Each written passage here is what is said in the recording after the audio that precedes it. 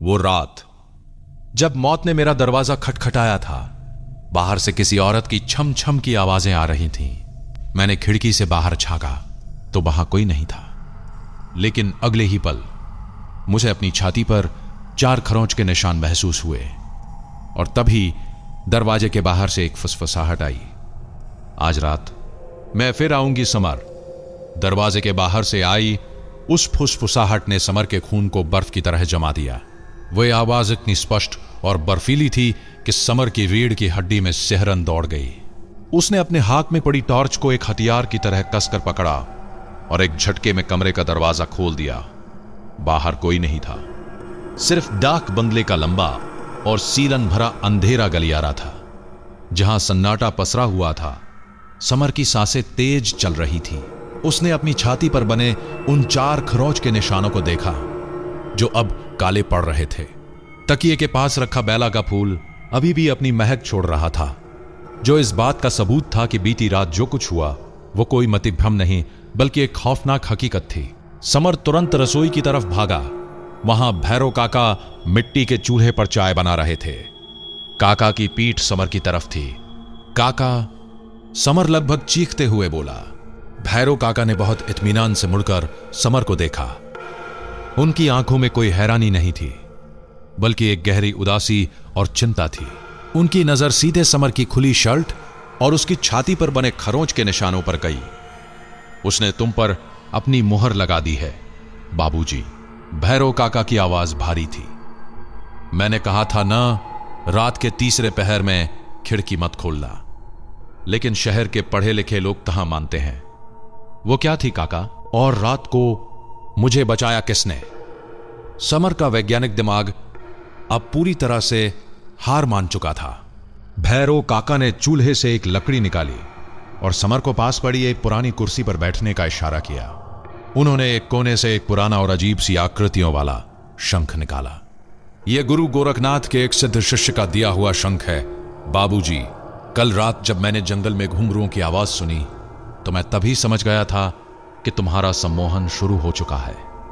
मैं पीछे पीछे मंदिर की तरफ गया था। अगर मैं एक पल की भी देरी करता और यह शंख नहीं बजाता तो वह यक्षिणी तुम्हारे शरीर से तुम्हारे प्राण खींच चुकी होती।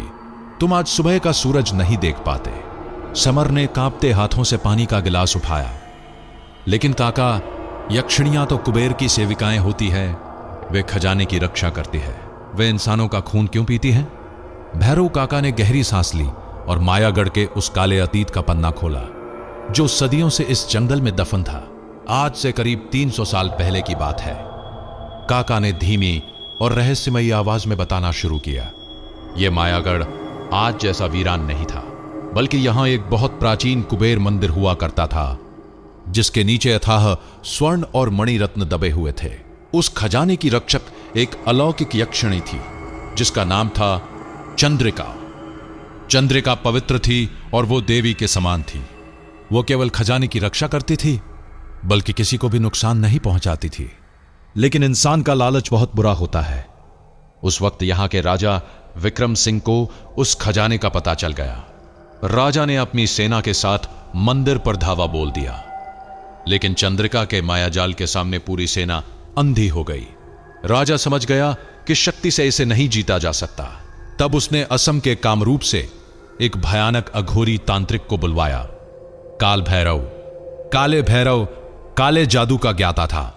उसने अमावस्या की रात को मंदिर के प्रांगण में एक घिनौना तांत्रिक अनुष्ठान किया। उसने गांव की 7 कुमारी कन्याओं की बलि दी और उनके खून से चंद्रिका को वश में करने का चक्र बनाया। जब चंद्रिका वहां आई तो उस पवित्र यक्षिणी पर उस अशुद्ध और पापी खून के छींटे पड़ गए। काल भैरव ने मंत्रों से उसे बेड़ियों में जकड़ लिया, लेकिन तांत्रिक की एक गलती हो गई। उसने यक्षिणी को अपवित्र तो कर दिया, लेकिन उसकी शक्ति का अंदाजा नहीं लगा पाया। कन्याओं के खून के संपर्क में आते ही चंद्रिका का पवित्र स्वरूप हमेशा के लिए नष्ट हो गया। वो एक पिशाच यक्षिणी में बदल गई। उसका गुस्सा इतना भयानक था कि उसने उसी रात तांत्रिक काल भैरव का सीना चीर दिया और राजा विक्रम सिंह का सारा खून पी गई। उस रात के बाद मायागढ़ कभी बस नहीं पाया। चंद्रिका अब खजाने की रक्षक नहीं बल्कि मौत की सौदागर बन चुकी थी। तांत्रिक के श्राप के कारण वो इस निषिद्ध वन से बाहर तो नहीं जा सकती, लेकिन जो भी पुरुष इस जंगल की सीमा में आता है वो अपने मायाजाल से उसे खींच लेती है। वे मर्दों की जीवन ऊर्जा पीकर खुद को जवान और ताकतवर बनाए रखती है, और तुमने तो खुद उसके जाल में फंसकर खुद उसका शिकार बना लिया है। कहानी सुनकर समर के माथे पर पसीना आ गया। उसका दिल जोर जोर से धड़क रहा था। मुझे यहां से जाना है काका। अभी इसी वक्त समर एकदम से खड़ा हो गया। वो अपने कमरे की तरफ भागा और अपना सारा सामान अपने बैग में ठूसने लगा। उसका लैपटॉप, कैमरा, डायरी, सब कुछ। उसे बस इस मनहूस जगह से निकलना था। भैरव काका उसके पीछे कमरे में आए। बाबूजी, पागलपन मत करो। दिन के उजाले में भी अब यह जंगल तुम्हारे लिए सुरक्षित नहीं है। यक्षिणी ने तुम्हें अपना शिकार मान लिया है। वो निशान जो तुम्हारी छाती पर है ना, वो मृत्यु चिन्ह है। तुम मायागढ़ की सीमा पार नहीं कर पाओगे। मुझे अंधविश्वास की कहानियां मत सुनाइए काका। मैं जा रहा हूं। मैं मेन रोड तक पैदल चला जाऊंगा और वहां से कोई बस पकड़ लूंगा। समर ने बैग कंधे पर टांगा और बंगले से बाहर निकल गया। दोपहर के 12 बज रहे थे। आसमान में सूरज चमक रहा था, लेकिन मायागढ़ के जंगल में सूरज की रोशनी भी धुंधली पड़ जाती थी। पेड़ों की घनी शाखाओं ने एक अजीब सा हरा और काला साया बना रखा था। समर उसी पगडंडी पर तेजी से चलने लगा। वो लगभग 1 घंटे तक बिना रुके चलता रहा। उसकी सांसें फूल रही थी, लेकिन उसे कुछ अजीब महसूस होने लगा। आमतौर पर 1 घंटे में उसे उस कच्ची सड़क तक पहुंच जाना चाहिए था जहां से मेन रोड शुरू होती है, लेकिन रास्ता खत्म ही नहीं हो रहा था। तभी समर के कदम अचानक रुक गए। उसके सामने मिट्टी पर जूतों के ताजे निशान थे। समर ने ध्यान से देखा। ये निशान किसी और के नहीं, बल्कि उसी के जूतों के थे। वह पिछले 1 घंटे से गोल गोल घूम रहा था। समर के चेहरे का रंग उड़ गया। उसने अपनी घड़ी देखी। घड़ी की सुइयां 12:45 पर रुकी हुई थी। उसने अपना फोन निकाला, लेकिन फोन में नेटवर्क नहीं था। तभी अचानक जंगल का माहौल बदलने लगा। दोपहर के समय भी हवा में बर्फ जैसी ठंडक घुलने लगी। आसपास के पेड़ों के साए अचानक लंबे और डरावने लगने लगे। झींगुर और पक्षियों की आवाजें एकदम से बंद हो गई। वही खौफनाक सन्नाटा छा गया था, और फिर समर के नथुनों में वही महक घुसने लगी। बेला और चमेली के फूलों की तीव्र महक। नहीं, यह तो दिन का समय है, ऐसा नहीं हो सकता, समर ने खुद से कहा। लेकिन तभी उसके पीछे से एक आवाज आई, छम छम छम। समर के पैरों तले जमीन खिसक गई। उसने धीरे से पीछे मुड़कर देखा। पगडंडी पर दूर पेड़ों की परछाइयों के बीच एक लाल रंग की साड़ी पहने हुए स्त्री की आकृति खड़ी थी। उसका चेहरा दिखाई नहीं दे रहा था, लेकिन उसकी सुनहरी आंखें अंधेरे में चमक रही थी। तुम कहां भाग रहे हो समर? तुम तो अब मेरे हो। वो आवाज हवा में तैरते हुए समर के कानों तक पहुंची। समर ने पलटकर भागना शुरू किया। वो पागलों की तरह दौड़ रहा था। झाड़ियों से उसके कपड़े फट रहे थे, कांटों से उसके हाथों और चेहरे पर खरोंचें आ रही थीं, लेकिन वो रुका नहीं। उसे लग रहा था जैसे पूरा जंगल जिंदा हो गया है और पेड़ अपनी डालियों से उसे पकड़ने की कोशिश कर रहे हो। वो भागते भागते एक जगह आकर धड़ाम से गिरा। जब उसने सिर उठाया तो देखा कि वो वापस उसी डाक बंगले के सामने खड़ा था। भैरव काका दालान में खड़े होकर उसे ही देख रहे थे। माया बाबूजी, या यक्षिणी की माया है, भैरव काका ने उसे सहारा देकर उठाते हुए कहा। जिस पर उसका निशान पड़ जाए उसके लिए दिशाएं अपना अर्थ खो देती हैं। अब तुम यहां से तभी जा सकते हो जब तक तुम मर न जाओ या वो यक्षिणी नष्ट ना हो जाए। समर बुरी तरह से फंस चुका था। वो बंगले के अंदर फर्श पर बैठ गया और अपने बाल नोचने लगा। तो अब क्या होगा काका? क्या मैं आज रात मर जाऊंगा? मुझे बचाइए काका, प्लीज मुझे बचाइए। समर की आंखों से आंसू बहने लगे। मौत का खौफ किसी भी इंसान का गुरूर तोड़ सकता है। भैरव काका ने समर के कंधे पर हाथ रखा। मैं तुम्हें मरने नहीं दूंगा, लेकिन आज की रात कल से बहुत ज्यादा भयानक होने वाली है। कल पूर्णिमा थी और मैंने अपने सिद्ध शंख का इस्तेमाल कर लिया है। उस शंख को दोबारा अपनी शक्ति पाने में 1 महीना लगेगा। अब हम उस शंख से उसे नहीं रोक सकते। और कल रात के हमले के बाद यक्षिणी बेहद गुस्से में है। शाम ढलने लगी थी। सूरज जैसे ही पेड़ों के पीछे छिपा, मायागढ़ में मौत का पर्दा गिर गया। भैरव काका ने तैयारियां शुरू कर दी। उन्होंने एक तांबे के लोटे में कुछ पवित्र जल लिया और उसमें एक विशेष प्रकार की भस्म मिलाई। यह भस्म किसी अघोरी की थी। काका ने समर के कमरे के दरवाजे और खिड़कियों के बाहर उस भस्म से एक मोटी रेखा खींच दी, एक तांत्रिक लक्ष्मण रेखा।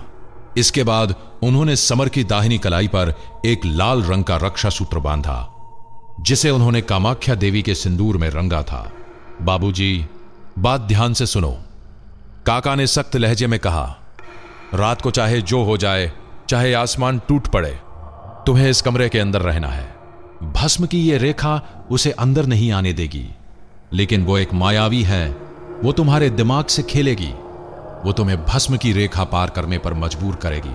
अगर तुमने गलती से भी यह रेखा पार की तो दुनिया की कोई ताकत तुम्हें नहीं बचा पाएगी। समर ने कांपते हुए सिर हिलाया। रात के 10 बज चुके थे। भैरव काका अपने कमरे में चले गए थे और समर अपने कमरे में अकेला था। उसने कमरे की सारी बत्तियां जला दी थी। वह अपने हाथ में एक लोहे की रॉड पकड़े बिस्तर के बीचों बीच बैठा था। उसकी नजरें दरवाजे और खिड़की के बीच डोल रही थी। रात के 11 बजे सब कुछ शांत था। रात के 12 बजे हवा तेज हो गई और फिर रात के 1:15 पर अचानक कमरे की सारी बत्तियां फड़फड़ाकर बुझ गई। कमरा पूरी तरह से अंधेरे में डूब गया और केवल बाहर से आ रही हल्की सी चांद की रोशनी खिड़की की दरारों से अंदर आ रही थी। कमरे का तापमान अचानक शून्य से नीचे गिर गया। समर के मुंह से सांसें भाप बनकर निकलने लगी और तभी एक बहुत जोरदार आवाज आई। धड़ाम। यह घुंघरुओं की मीठी आवाज नहीं थी। ऐसा लगा जैसे किसी ने बहुत भारी चीज डाक बंगले की छत पर फेंक दी हो। पूरा बंगला कांप उठा। छत से धूल और जाले टूटकर समर के ऊपर गिरने लगे। अब छत के ऊपर से किसी के चलने की आवाज आ रही थी, लेकिन वे इंसानी कदम नहीं थे।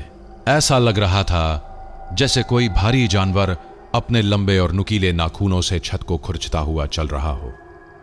समर डर के मारे रजाई के अंदर घुस गया। उसने अपने कानों पर हाथ रख लिया, लेकिन अचानक छत से आवाज आनी बंद हो गई। कुछ पलों के लिए भारी सन्नाटा छा गया। समर को लगा शायद वो चली गई, लेकिन तभी एक आवाज आई। समर। आवाज ठीक दरवाजे के बाहर से आई, लेकिन इस बार यह यक्षिणी की सम्मोहक आवाज नहीं थी। यह आवाज सुनकर समर के रोंगटे खड़े हो गए। समर, दरवाजा खोलो बेटा, मैं हूं तुम्हारी मां। समर का दिल धड़कना भूल गया। यह बिल्कुल उसकी मां की आवाज थी जो दिल्ली में रहती थी। समर, मुझे बहुत दर्द हो रहा है बेटा, मुझे बचा ले। बाहर बहुत अंधेरा है। बाहर से मां के रोने की आवाज आने लगी। समर की आंखों से आंसू बहने लगे। उसका दिमाग कह रहा था कि यह माया है, लेकिन दिल तड़प उठा। वो बिस्तर से उठा और दरवाजे की तरफ बढ़ा। बाबूजी, रुक जाओ। भैरव काका की चेतावनी समर के दिमाग में गूंजी। समर दरवाजे से 2 कदम की दूरी पर रुक गया। तू अपनी मां को मरने के लिए छोड़ देगा? समर, दरवाजा खोल। बाहर से आवाज अचानक भयानक और कर्कश हो गई। यह अब मां की आवाज नहीं थी। यह 2 आवाजों का मिश्रण था, एक औरत की और एक खूंखार जानवर की। धड़ धड़ धड़। दरवाजे पर इतनी जोर से मुक्के पड़ने लगे कि लकड़ी के पुराने दरवाजे में दरारें पड़ने लगी। यक्षिणी गुस्से से पागल हो चुकी थी। तुम मुझसे नहीं बच सकते समर, आज रात तुम्हें मेरा होना ही होगा। यक्षिणी की भयानक चीख से खिड़की के शीशे चटकने लगे। समर पीछे हटते हुए दीवार से सट गया। तभी उसने देखा कि दरवाजे के नीचे जो भस्म की रेखा भैरव काका ने खींची थी, वो अचानक हवा में उड़ने लगी है, जैसे कोई अदृश्य ताकत उस रक्षा रेखा को मिटा रही हो। खिड़की का एक टूटा हुआ शीशा जोर से नीचे गिरा। समर ने खिड़की की तरफ देखा और उसकी चीख निकल गई। टूटे हुए शीशे के बीच से एक बेहद सफेद, सूखी हुई और खौफनाक नुकीले काले नाखूनों वाली आस्तीन अंदर आ रही थी। यक्षिणी ने खिड़की की सिटकनी को अंदर से पकड़ लिया था।